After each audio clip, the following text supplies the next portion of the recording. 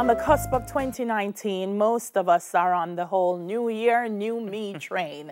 But what does it really mean and where do you start?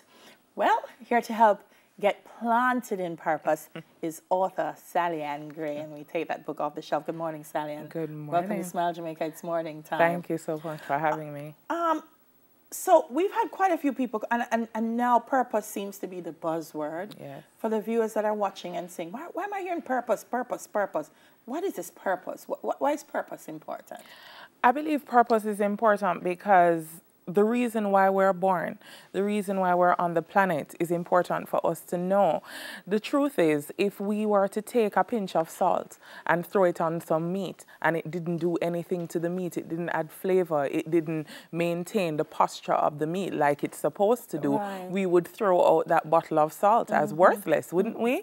And so if the salt isn't serving its purpose, we throw it out. So similarly with our lives, what is my purpose here? And everything on the planet was made with a purpose in mind, just like we were. All right. And we have so you're saying in the book, there are some basic questions every human being should answer, which will take them closer to fulfilling that purpose. What are some of these questions? Well, who am I? You want to know who you are. Who you are speaks to a sense of identity. I, as an educator of over 17 years, I've seen students of mine, they would literally be in gangs and they would kill, because I've taught overseas, kill to wear a pair of Michael Jordan. So you wear somebody else's name because you're not confident in who you are. And so you have to put on somebody else to feel valued. And I really think it's important that we understand who we are, why are we here, where did I come from? What's my lineage? And most importantly, where am I going? What is my life's work on the planet? What is the service that I will offer to the world? And how will I impact lives? Is that important, understanding your place in the world? Yes. Because sometimes I hear people, and they set goals, they set dreams, but it really is about me and what I'm going to do and what it's going to do for me. Right. How important is it to see yourself in a larger picture? It's extremely important because I don't believe that any of us were placed here just to be self-servient. I believe that each of us have a platform to create opportunities for others, to pour into others, and to just show ourselves as valuable by the service that we, share with the world. Chapter 1, you talk about truth versus lies as a concept. What are some of the lies that we often tell ourselves? I'm not worthy. That's a lie I told myself for a very long time. And many people would have already been exposed to my story, which talks about me being given away, being kicked out of high school. I was adopted, and coming from my past, I had a lot of feelings of worthlessness. And I used to tell myself, I'm not worthy. I'm not worthy. Like, can I really go and impact lives and make any true impact on the planet? And those are some of the lies that we tell ourselves, that we're not special, I'm not capable, I can't do it. Every day we're telling ourselves that. And that's why it's so important for us to read. One of the things that amazes me is that there are so many Jamaicans who are saying, I don't read.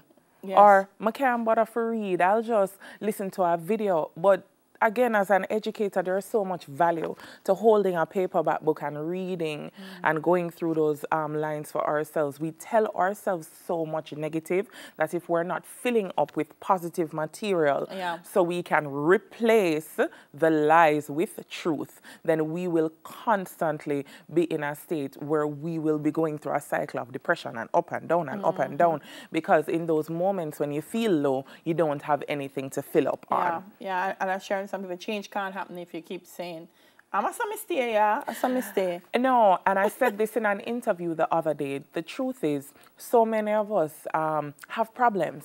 For example, you will have a married couple. The wife is experiencing problems, the husband is experiencing problems, and it would never cross their mind to go on Amazon and say, let me find a book that talks about dealing with a marriage. Let me go and see if I can find the 5 love languages and get the information. Information is what we need today to make a difference, to move our lives forward. And the only way you're going to get that information is if you're reading a book that can improve your life.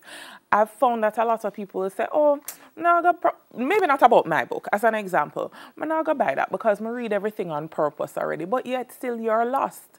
So has the information that you claim to know improve the quality of your life? Yeah. Because we know a lot, but we're not doing a lot. We're not applying based on the information that we've acquired. And that's one of the things you talk about as well. Yes. Having a plan of action. Yes, ma'am. So intention is one thing. Yes, ma'am. And we're good for intentions, Yes, ma'am. But you're saying a plan of action. Yes. Requires what? What do I have to have in this plan? You have to have some information. You have to have strategy. You have to have the goals. So the information helps you now to create the goals, right? The only way you can know what your goal is if you know where you're going, which is why I say, who am I? Where am I going? Where's my place in this world? How do I need to get there? How do I get there is now the strategy. And so you have to have those long-term goals, the short-term objectives, and then implement it, because it doesn't make sense to have this nicely written vision board and goals on our wall beside our bedside tables, and we plan to take no action. And so there are books as well that gives you tools and strategies, principles about executing what we do right before the hour before we go to bed and the hour right after we wake up, programs our minds to help us to get into that execution mode. So those are things that I've learned in books. Yeah. Yes. All right. In this book, you can tell she's a teacher. You have homework. You have homework in the book. I'm joking. There are parts in it that will tell you what is your plan for confronting the things you fear. Yes. What is the goal of the plan?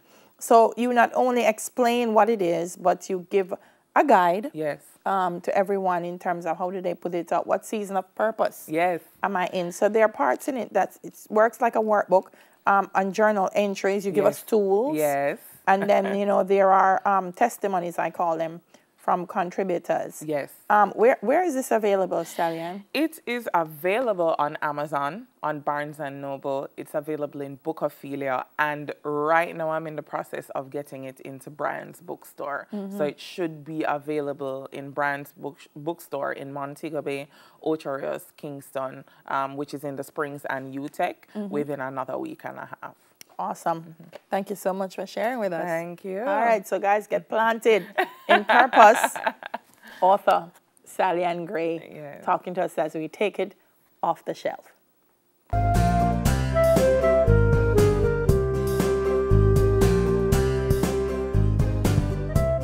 Is opportunity knocking on your door? You hear it? Answer it when we get back from the break.